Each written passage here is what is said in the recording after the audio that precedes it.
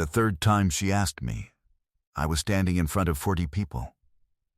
Her voice didn't waver. It cut across the noise of that conference room like she'd rehearsed it, but I could see from her hands, pressed flat against the table, fingers white at the knuckles, that she hadn't rehearsed it at all. She had just finally run out of patience for waiting on me to explain myself. Marcus. My name in her mouth like a question and an accusation at once. I'm asking you again. And I need you to answer me in front of all of them, so you can't take it back. Everyone went quiet. 40 people who had been rustling papers and checking their phones a second earlier were now watching me like I was a man standing at the edge of something. Maybe I was. I had turned Priya Anand down twice in 12 months, and I had never once told her why. Now she was making me answer for it in front of our entire department. Her manager, my manager, the division VP who had flown in from Austin that morning, and the intern in the corner who was definitely about to make this a story. I opened my mouth, and for a moment, I couldn't find a single one of the reasons I had spent a year protecting. She had first asked me 11 months earlier, on a Tuesday in November, in the break room at 7:14 in the morning, before anyone else had come in. I know the exact time because I was watching the microwave clock count down on my oatmeal when she walked through the door, and I registered the numbers the way you register small, irrelevant details right before something changes. She was carrying her laptop and a thick folder of printouts, and she looked like she hadn't slept, which I later learned was because she hadn't. Not really. Not for 3 days. Because she had spent the previous 72 hours rebuilding a budget model that her director had accidentally deleted and then denied deleting. That detail is important. I'll come back to it. I want you to hold it. She set the folder down on the counter next to the coffee machine. She didn't pour herself any coffee.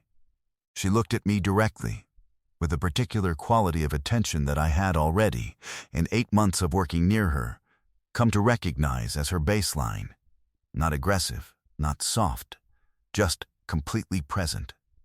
The way very few people are ever completely present. She said, without any preamble, I want to pitch our division joint partnership framework to the Alderman account.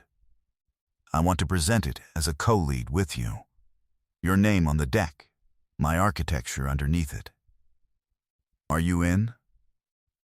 I looked at her. Priya Anand, who had been in the division for 8 months and had already rebuilt 2 broken processes and received a standing ovation at the regional summit for a presentation that was technically outside her job description. Priya Anand, who had introduced herself to me on her first day by correctly identifying a flaw in a slide deck I had spent a week building. A real flaw. Structural, not cosmetic, and who had done it so specifically and so gently that I had thanked her before I'd processed that she'd just found an error I had missed. Priya Anand, who had never once asked me for anything. She was asking me to co-present to the most important client our division had seen in 3 years. The Alderman account was not theoretical. It was a commercial real estate group with 47 active developments across 6 states. And they had been signaling for months that they wanted to consolidate their advisory relationships with a single firm. Whoever landed the Alderman lead would have their name attached to one of the 3 largest account relationships in the company's history. This was not a routine pitch. This was the kind of opportunity people built entire career narratives around. And Priya Anand was standing in a break room at 7 in the morning offering to build it with me. I said no. Not gently. Not with an explanation. I said, I don't think that's the right move for this account right now, and I took my oatmeal out of the microwave and walked out before she could ask me anything else. She didn't follow me. She didn't email. She didn't stop by my desk that afternoon with a follow-up case. She absorbed the rejection the way someone absorbs a clean professional no, without spectacle, without appeal, and she went back to her desk and kept working. She pitched the Alderman framework alone, 6 weeks later, in a presentation that ran 42 minutes and ended with a standing ask from the client for a second meeting. She landed a $2.3 million preliminary agreement before the calendar year ended. Her name was on the account recap and the divisional summary. Mine was nowhere near it. I told myself I'd made the right call. I told myself that for roughly 4 months, and I was quite good at it. Let me tell you what the break room looked like when she walked in. This matters because of something the framework of the story wants to skip. The texture of the moment. The way you are actually standing inside a decision before you understand it's a decision. I was not a villain that morning. I was a person eating oatmeal at 7:14 with a specific weight already settled in my chest. A weight that had arrived 3 weeks earlier in a very different kind of conversation. His name was Daniel Reeves. He had been my director for 2 years. He was good at his job in the ways that register visibly, organized, articulate in meetings, consistently positive in performance reviews, and he was quietly devastating in the ways that only become clear in retrospect. He operated through implication, through the careful suggestion, the offhand note, the guidance that sounds like support but functions like direction. He had a gift for making you feel like his prot, while he was, in fact, installing a set of walls you couldn't see yet.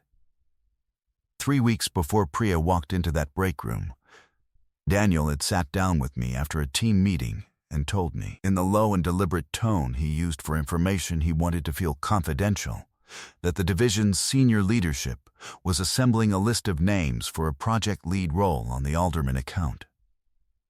He said the committee had been watching me. He said I was his first choice, that the groundwork was already laid, that I just needed to keep my head down, avoid complications, and let the process run. He said these things in a way that made them feel like gifts, like insider knowledge he was sharing, because he valued me specifically. I believed him. I had no reason not to believe him. The project lead role was real. I had seen the internal posting. The account was real. His language was careful enough to be deniable, but specific enough to feel like a promise. And I will admit this plainly, susceptible to being told that I was already on the right path, that the thing I wanted was already in motion, that I simply needed to not disturb it. This is worth pausing on, because I think it is the part of this story that is most universal, even if the specific details aren't.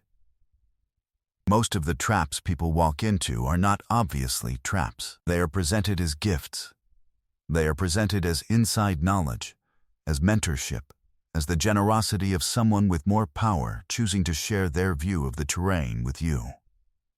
And the particular vulnerability that gets activated isn't greed or laziness. It's the part of you that wants to believe you're already doing the right thing. Daniel didn't make me greedy. He made me cautious about disrupting a process I believed was already working in my favor. That's a much quieter thing to resist. That's the thing I didn't resist. So when Priya walked in at 7:14 with her folder and her sleepless precision and her offer to build something genuinely good together, what I heard underneath it, without consciously registering that I heard it, was complication. I heard disruption to the invisible process Daniel had described. I heard my name being attached to someone else's framework at the exact moment I thought my name was supposed to stand alone. I said no, and I called it strategy, and I walked away carrying my oatmeal, and for months afterward I did not look directly at what I had actually done. She asked me again in March. It was a different kind of ask, not a collaboration this time, but a reference. She was being considered for a senior analyst position that had opened up on the innovation track, a role with a wider scope and an explicit mandate to lead cross-division initiatives. The kind of position that is created for someone who has already been doing the job informally and just needs the title to catch up. She came to my desk. which she had never done before, and she stood at the edge of it, the way people stand at the edge of something they aren't certain is stable. "I know you said no in November," she said. "I'm not asking about that. I just need a cross-department reference from someone who has worked alongside me on the joint structure projects. HR wants one conversation. Maybe 20 minutes. You've seen more of the Alderman framework's underlying logic than anyone else outside my immediate team." She paused. She wasn't minimizing the ask, and she wasn't overselling it. She had sized it accurately, and she presented it at that exact size. "If you're not the right person, just tell me," she said, "and I'll find someone else." She wasn't asking me to like her. She was asking me to be accurate about her work. And her work was, without any qualification I could construct, the best I had seen from anyone at her level in the 6 years I'd spent in that building. She had rebuilt a framework that her director had sabotaged, presented it alone without institutional backing, and landed a $2.3 million account on the strength of her own architecture. That was the work. That was what a reference would say. I said no. I said I wasn't sure I was the right person. I said there were colleagues who had worked more directly with her on day-to-day execution.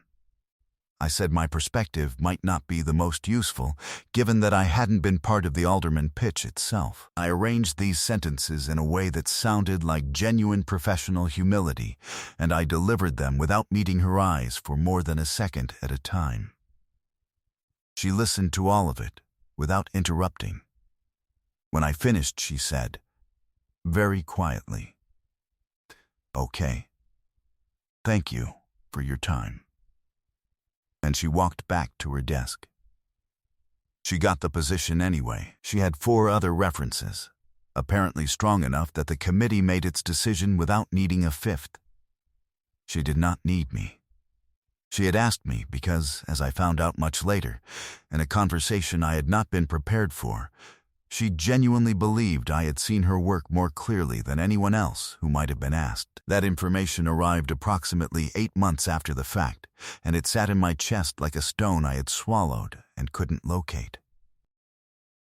Here is what I have not told you yet. Here is the thing the story has been carrying while you were reading everything else. The reason I said no in November, I was protecting a position from a threat that had been invented for me.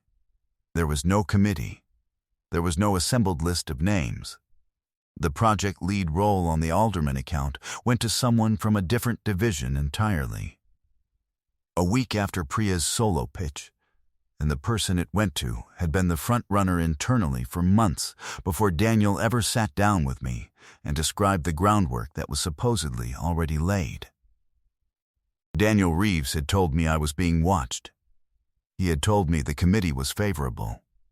He had described, in that careful and plausible voice, a trajectory that existed nowhere except the story he'd built to keep me isolated and compliant.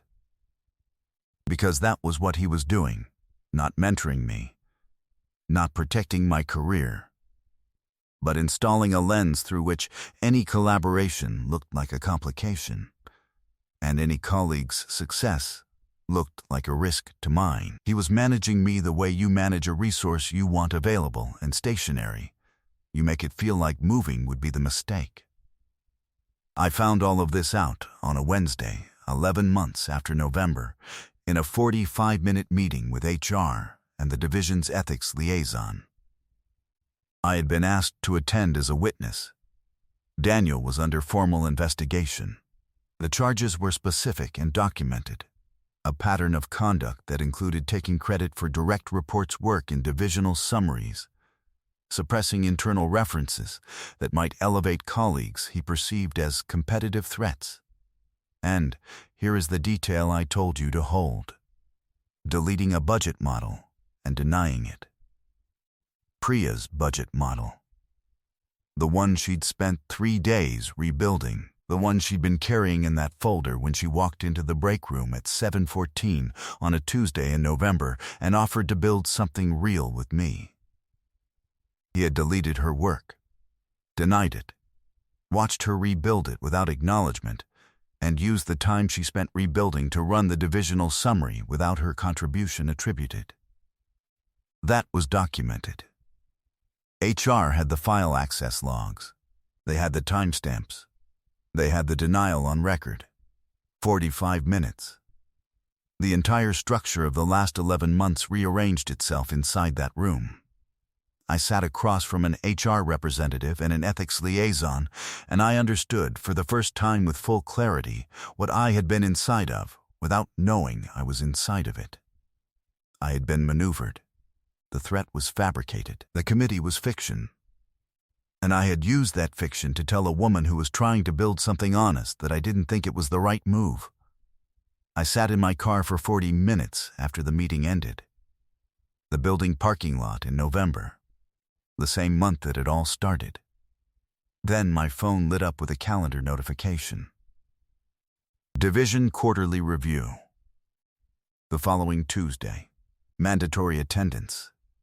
VP flying in from Austin. I had 6 days. I spent those 6 days deciding whether to do anything at all, and I want to be precise about that because the clean version of this story would have me striding out of the HR meeting with clarity and purpose, already knowing exactly what needed to happen. That is not what occurred. What occurred was that I went home on Wednesday, and I made dinner, and I sat at my kitchen table for a long time, thinking about the difference between being maneuvered into something and choosing it. The first no, November, the break room, the oatmeal and the microwave clock, I could trace a direct line between Daniel's fabrication and my decision. He had installed a false threat. I had responded to the false threat. There is a version of that story where I am substantially a victim of his manipulation. The second no is different. March, the reference. Her standing at the edge of my desk with the ask sized exactly right. By March, I knew something was off. Not the full picture. I didn't have the HR file. I didn't have the timestamps on the deleted model, but I knew enough to feel it. I knew that the project lead hadn't landed with me. I knew that the trajectory Daniel had described had not materialized. I knew, at the level you know things when you've let yourself notice them, that the groundwork he'd told me about had been a story. And I still said no. Not because I was being maneuvered, because reversing course felt more dangerous than compounding the mistake. Because saying yes to the reference in March would have meant acknowledging, at least implicitly, that saying no in November had been wrong, and acknowledging it without being able to fully explain it yet. Because I was more afraid of the admission than I was troubled by the cost Priya was carrying. That is the honest version. I have sat with it for a long time. On Thursday, I drafted an email to Priya. Then I deleted it. On Friday, I wrote out a full account of what I'd learned, what I should have done, what I was prepared to say. Then I closed the document without saving it. On Saturday, I called a friend who has known me for 15 years, and who is, fortunately for me, constitutionally incapable of letting me off the hook, and I told him the whole story in the order it actually happened. He listened until I finished. And then he said, "So, what are you going to do about it?" Not, "This is complicated." Not, "You didn't have all the information." Not, "Daniel bears real responsibility here." All of those things were true, and he knew they were true, and he declined to offer them to me as comfort. What are you going to do about it? On Sunday, I reread what I'd written on Friday, the full account. The sequence, what I knew and when, and I noticed that I had written it as though Daniel was the primary subject. Every paragraph had him somewhere near the center. Every choice I'd made was framed by what he'd constructed. It was accurate, and it was also, I realized while reading it, a very convenient architecture. A story where I am primarily responding to forces outside myself is a more comfortable story than a story where the second no sits unaddressed in the fourth paragraph. I deleted it again. And this time I rewrote just the March section. Just that piece. Just the question of what I had done and why, without Daniel's context available as scaffolding. Written that way, it was a shorter document, and a harder one. On Monday night, I was still sitting with the weight of it, turning over the question, trying to find the version of the answer that let me correct things without standing in a room and saying plainly that I had failed someone for almost a year. I didn't find that version. I'm not sure it exists. On Tuesday morning, I walked into that conference room, and Priya Anand was already there. She was sitting near the middle of the long table, her laptop open, a printout of the quarterly agenda face down in front of her. She was talking to a colleague 2 seats over, something about the format of the financial summary, whether the regional breakdown came before or after the account updates, and she was doing it with the same quality of attention I had always noticed in her. Completely present, nothing wasted.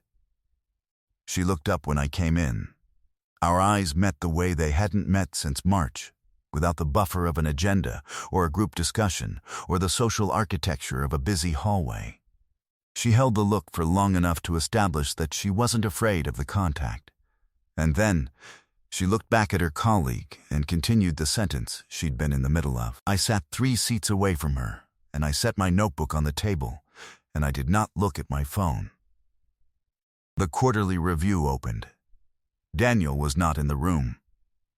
He was, at that point, on administrative leave, though the public-facing language circulating through the department framed it as a scheduling conflict with a regional client commitment that had come up unexpectedly. People had their own theories.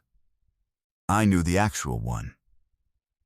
The division VP from Austin, a woman named Carolyn Tate, who I had met once before at a company summit, and who had the particular quality of listening that makes everyone in a room feel precisely evaluated, opened with a framework overview. Our regional director walked through the numbers. 3 people presented account updates in succession, each one running about 8 minutes, the rhythm of the meeting establishing itself as structured and a little slow. 40 minutes in, Carolyn opened the floor for what she called strategic adjacency discussion. Anything that didn't fit the formal agenda but warranted senior attention before the next quarter. 5 seconds of silence. In a conference room, 5 seconds is a long time. Then Priya Anand said, "I have something." She said it to the room, but her eyes went directly to Carolyn. "I want to formally propose a cross-division co-lead model for the Alderman account expansion. I've been developing the framework for 11 months. The preliminary agreement is already in place. The architecture for the next phase is ready. And I'd like to present it with Marcus Holt as my co-lead, because he's the person in this division who has worked most closely with the structural logic of what I've built, and I think having both of us on the account gives it the best foundation going forward." She paused, just briefly. "That's the proposal. But I can't make it without knowing if Marcus is actually in." And she turned, not dramatically. No performance in it. She just turned and looked at me. And the room turned with her, because that is what rooms do when someone turns with that quality of directness. "Marcus, I'm asking you again. And I need you to answer me in front of all of them, so you can't take it back." 40 people. Their breath audible. The hum of the building's ventilation system suddenly very present. I have thought about this moment many times since, trying to locate the perfect version of it, the thing I should have said first, the sentence that would have carried the full weight cleanly and without spilling any of it across the room. I don't think that sentence exists. There is a version of this where I gave a speech. where I laid out what I'd learned in that HR meeting, what Daniel had done, what I had done, the structure of the manipulation, and the shape of my own failure inside it. It would have been accurate. It would have been, in some clinical sense, complete. It also would have been, fundamentally, about me, my exoneration, my complexity, my careful and honest accounting of the extenuating circumstances. And the room I was standing in did not need my complexity. The room needed a yes, and the person who needed to hear it most was sitting 3 seats away looking at me with her hands pressed flat on the table. I said, I should have said yes the first time. Not the full story. Not the investigation. Not Daniel, just the part that was mine to give, in front of everyone, before anything else. The room was very quiet. Priya held my eyes for a long moment, long enough that I felt every second of it. And then she said, "That's a start." She didn't smile. She didn't soften it. She turned back to Carolyn and said, "So, the framework." And she opened her laptop, and the screen at the front of the room lit up, and she began. What followed was 41 minutes of the clearest, most precisely constructed account strategy presentation I have ever watched in a professional setting. She walked through the Alderman expansion phase by phase, the account architecture, the risk modeling, the relationship mapping across the client's 47 active developments. She had charts that were not decorative, but load-bearing, every data point connected to a strategic implication. She had built a revenue projection model that accounted for 3 different market scenarios and explained the variable assumptions for each one. She answered Carolyn's questions directly and without qualification, and when a colleague asked something she didn't have a number for, she said, "I'll have that to you by Thursday," and moved on without breaking stride. She had built all of this. 11 months of it, mostly alone, on a foundation that had been sabotaged before she started. When she finished, Carolyn looked at me and asked if I had anything to add. I said yes.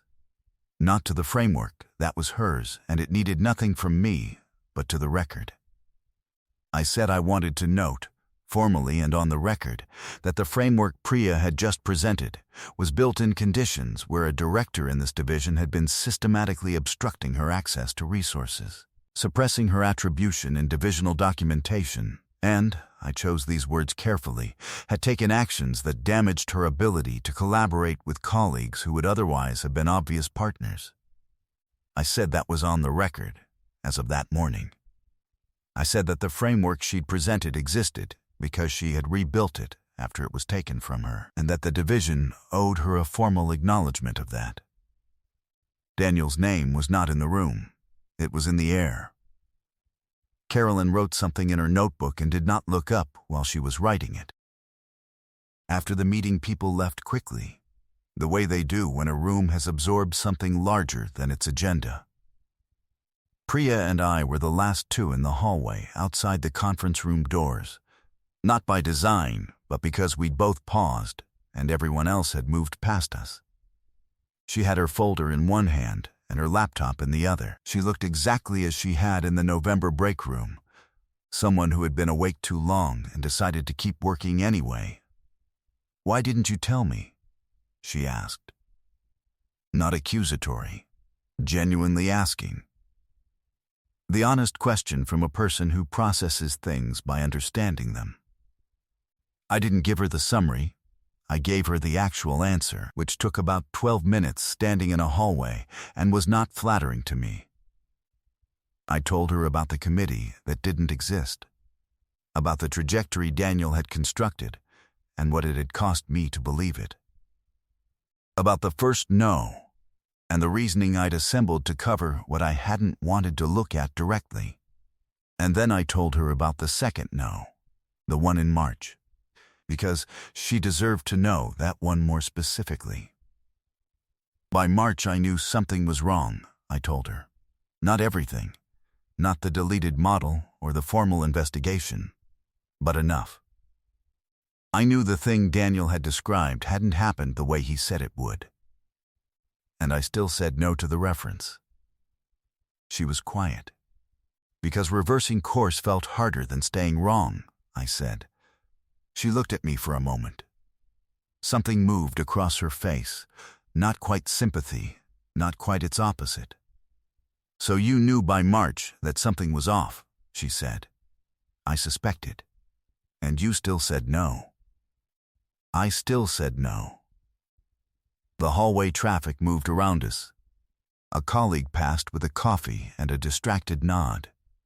The ventilation system ran its constant low hum. Priya looked at the middle distance for a moment, then back at me. I didn't need the reference, she said. I told you that. I had 4. I asked you because I thought you were the one person who actually understood what I'd built.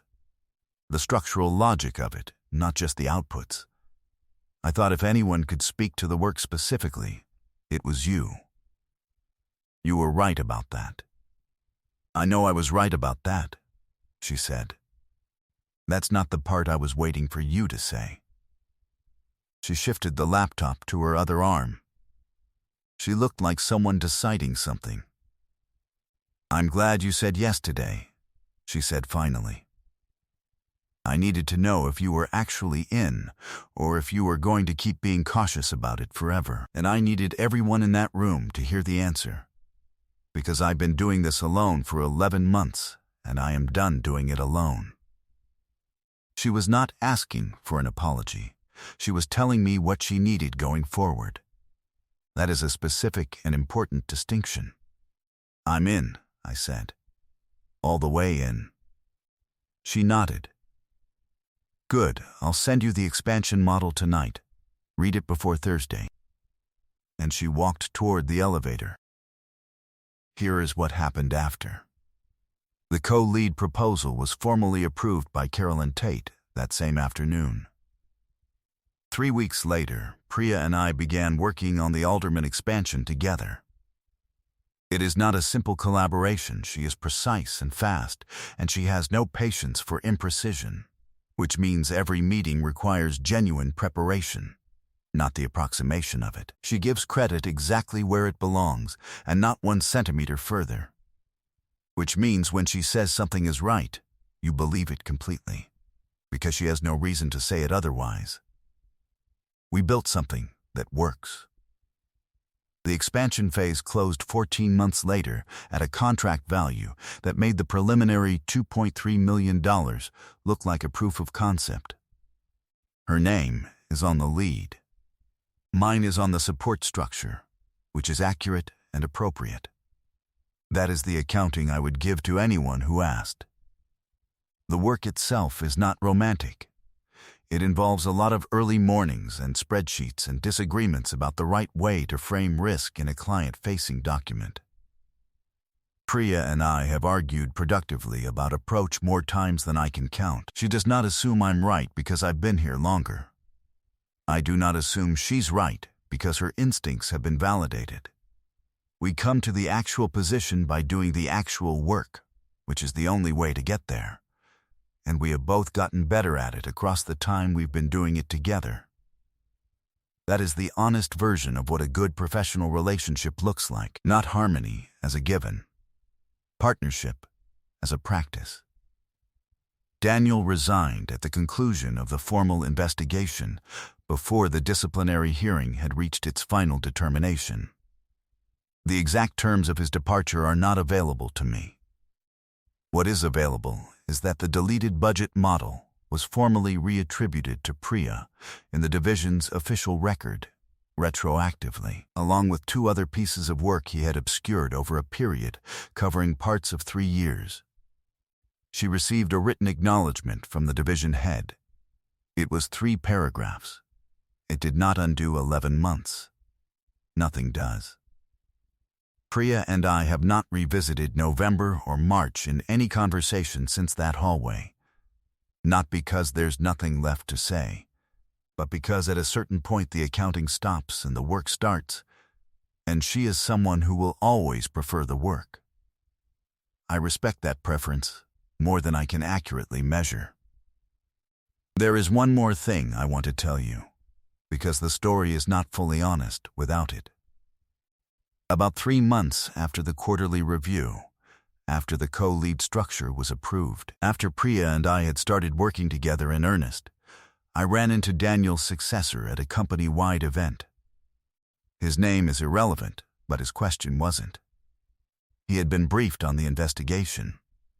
He asked me, in the careful way people ask things they want the answer to, but aren't sure they should be asking, whether I thought Daniel had understood what he was doing. I thought about it for a moment.